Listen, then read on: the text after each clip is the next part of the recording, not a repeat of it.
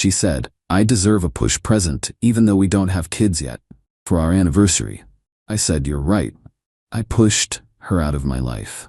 The gift receipt taped to her suitcase explained everything. Original post I-35 male, thought I'd seen everything, but my girlfriend Vanessa, 32, just redefined entitlement for me. We've been together 3 years, living together for 1. No kids, not even trying yet. But apparently, that doesn't matter in her universe. Last week was our anniversary. I'd planned a nice dinner at this steakhouse she'd been wanting to try. Got her a thoughtful gift. A leather journal she'd admired months ago with her initials embossed. Cost me about $200, but whatever, she loves writing. During dinner she kept glancing at her phone, smiling. I figured she was just sharing pics with friends. Then she puts it down and goes, Vanessa, so where's my real gift? Me, the journal? It's in the car, wrapped. No, silly, my push present. I literally choked on my wine. Your what? My push present. You know, for everything I've pushed through this year. Vanessa, push presents are for women who've given birth, you know, pushed out a baby. She rolled her eyes like I was the idiot. That's so outdated, babe. Modern push presents are for any major life accomplishment, and I've been pushing through so much. Like what exactly? Hello? I got promoted to senior account coordinator. I've been dealing with your mother's passive-aggressive comments. I reorganized our entire apartment. I deserve recognition.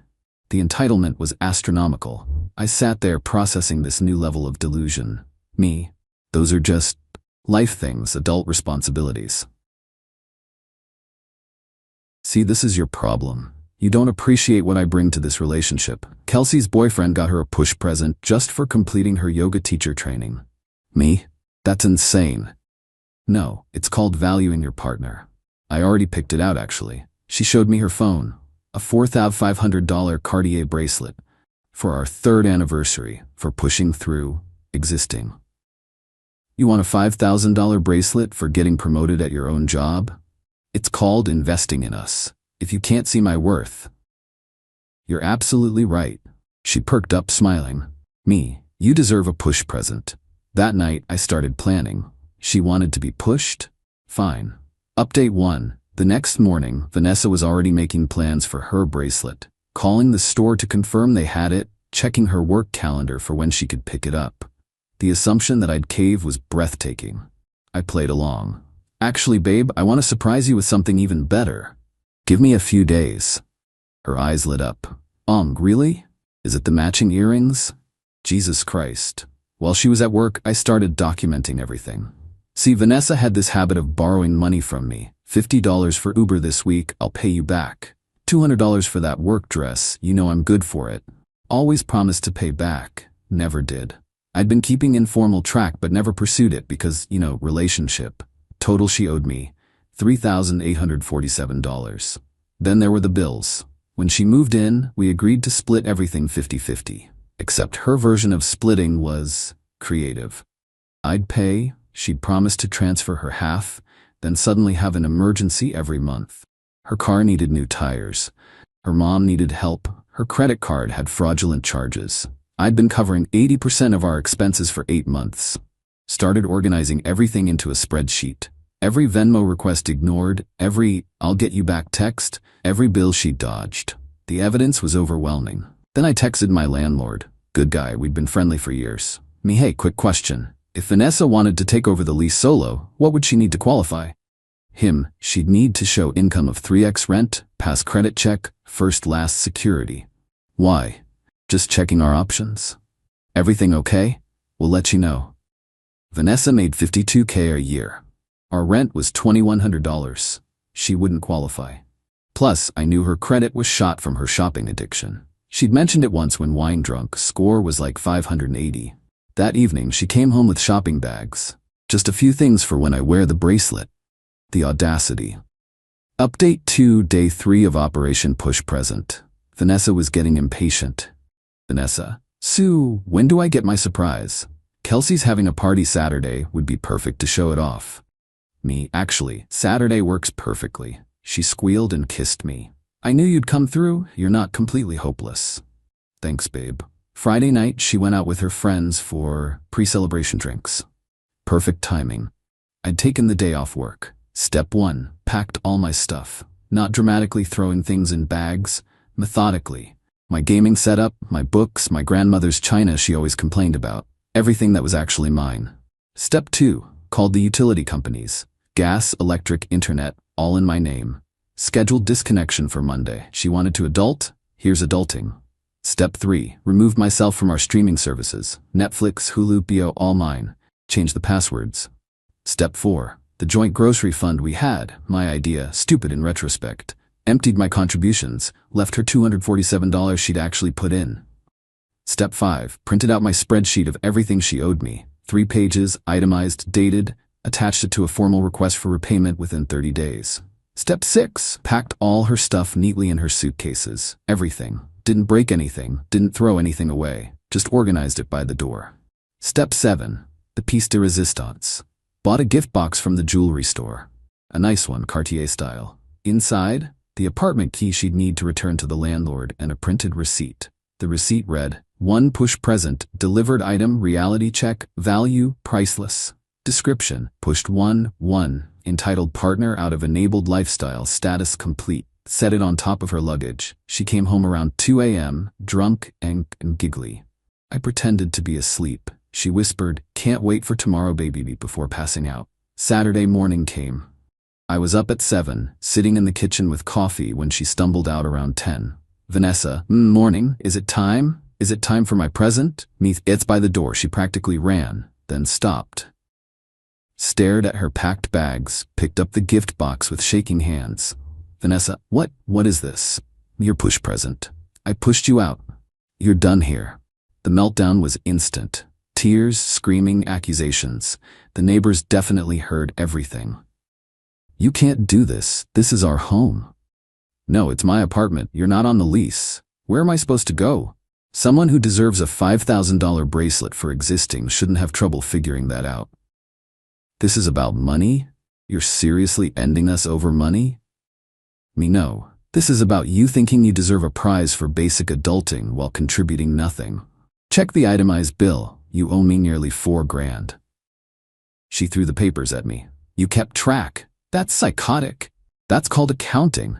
Adults do it. The manipulation started immediately. I have nowhere to go. You know I can't afford a place. My credit is ruined. What about everything I've done for you? Me. Like what? Name one thing. I loved you. No, you loved what I provided. Big difference.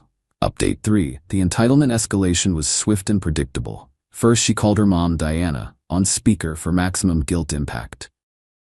What? He's kicking you out? Over a gift? He says I'm entitled. He wants me to pay him back for everything. Put him on. Vanessa shoved the phone at me, smirking like mommy would fix this. How dare you treat my daughter this way? She deserves better. Me. I agree. She deserves someone who'll buy her Cartier for breathing. That's not me. You're legally required to give her 30 days notice. She's not a tenant. She's a guest who stopped being welcome. But sure, call the cops. Explain that your daughter demanded a push present without pushing out a baby. Click. She hung up. Vanessa's best friend, Kelsey, arrived within an hour.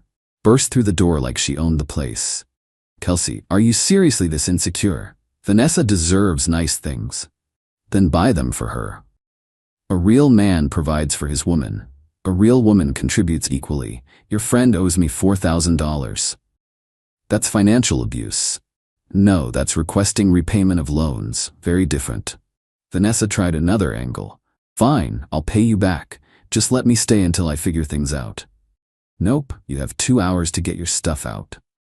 2 hours? Me? 1 hour, 58 minutes now. She called her dad. He'd always been more reasonable. I thought maybe he'd talk sense into her. Plot twist, he didn't answer. She called 4 times. Found out later he was busy, aka tired of bailing her out. With 40 minutes left, she pulled out her phone and started recording. This is what happens when you date a narcissist, ladies. He's throwing me out because I asked for appreciation.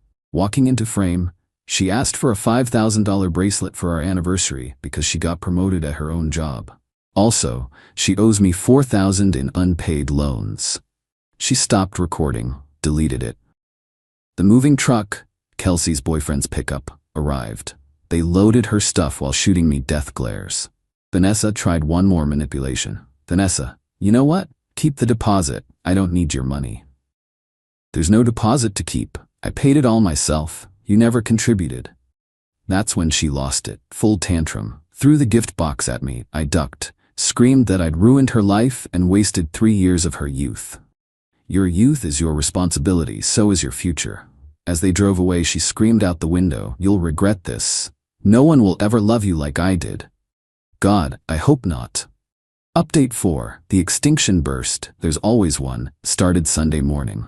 First, the social media assault, but not the usual "he's abusive" narrative. No, Vanessa went with something special. She posted that I'd stolen her inheritance. The post, 3 years together and he stole my grandmother's bracelet that she left me. He sold it and won't give me the money. I'm heartbroken and homeless. Her grandmother is very much alive. Lives in Florida. Comments started flooding in with sympathy until her cousin replied, "Grandma's literally at my house right now, wondering what bracelet you're talking about." Vanessa deleted it within an hour. Next came the financial warfare. She tried to Venmo request me $5,000 with the caption, "For emotional labor and household management." I declined and countered with a request for $3,847 with caption, "Actual money owed." She declined and tried Apple Pay, then Zelle, then Cash App. Girl went through every payment app trying to bill me for her existence. Monday arrived with new drama. The utilities were cut off as scheduled. She called me screaming, "Vanessa, the power's off at the apartment." Me, not my apartment anymore. I'm still here. Kelsey was supposed to help me move, but she bailed. Still not my problem. I have food in the fridge. It'll spoil. Me, should have thought about that before demanding gifts for achievements you pay yourself to accomplish. She called the utility company pretending to be me. They called me to verify. I confirmed it was fraud. They noted it on the account. Tuesday was quiet. Too quiet. Wednesday I got a call from my boss. Vanessa had applied for a job at my company, listing me as a reference. The ball's on this woman. Boss says here you can speak to her work ethic and reliability. Me, she owes me $4,000 and demanded a Cartier bracelet for getting promoted at her current job. I see. Thanks for the honest reference. Thursday brought lawyers. Well, lawyer. Singular. Some sketchy guy calling himself a legal advocate, not an actual lawyer, left me a voicemail about unlawful eviction and threatening to sue for damages and distress. I forwarded it to my actual lawyer friend who laughed and said, "Let him file. She has no case. She was never a tenant, never paid rent, no lease agreement. Save everything." Friday was the finale. Vanessa showed up at my work. Security stopped her at the desk. Thank God for badge access. She was carrying a box and crying. Security called me. "There's a Vanessa here, says she's returning your things." I came down. The box had nothing of mine. It was full of relationship mementos. Photos, ticket stubs, cards I'd given her, and a bill. An actual printed invoice. For 3 years of girlfriend services, $47,500. I looked at it, looked at her, looked at security. Me? She's trying to serve me fake legal documents. Please escort her out. Security. Ma'am, you need to leave. That's what I'm owed. 3 years at minimum girlfriend wage. Security looked at me. I shrugged. She thinks relationships are employment. As they walked her out, she yelled, "You'll never find anyone else who'll put up with your crap." Security guard muttered, "That's probably the point, lady." Final update. It's been a month. Here's where everyone landed. Vanessa moved back with her parents. According to mutual friends, the few left who still talk to both of us, she's telling everyone I'm gay, and that's why I wouldn't invest in her future. Because obviously, the only reason a man wouldn't buy a woman a Cartier bracelet for existing is homosexuality. The logic is fascinating. Her mom, Diana, called me last week. Not to apologize or anything reasonable. She wanted to know if I'd reconsider because Vanessa is depressed and not eating. I told her Vanessa could afford food with the $4,000 she owes me. Diana called me heartless and hung up.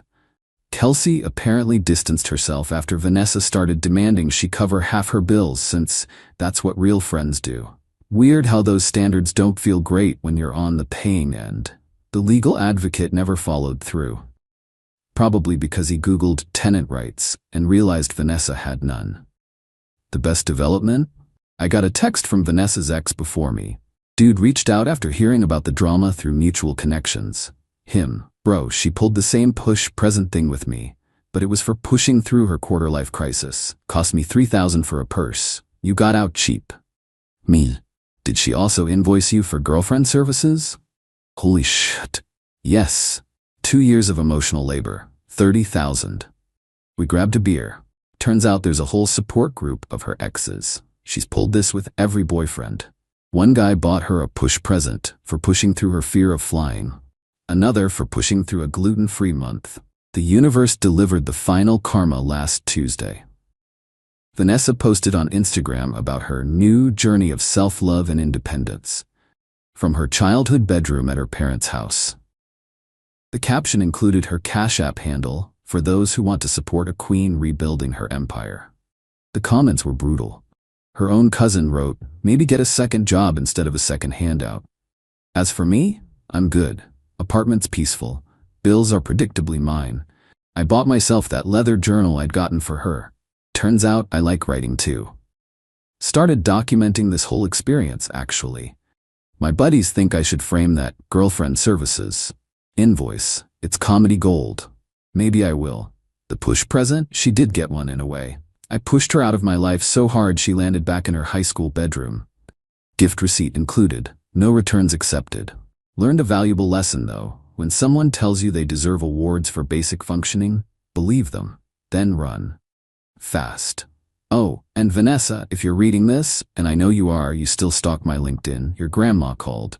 She says the only thing she's leaving you is her sense of entitlement. Apparently, it's genetic. Peace out.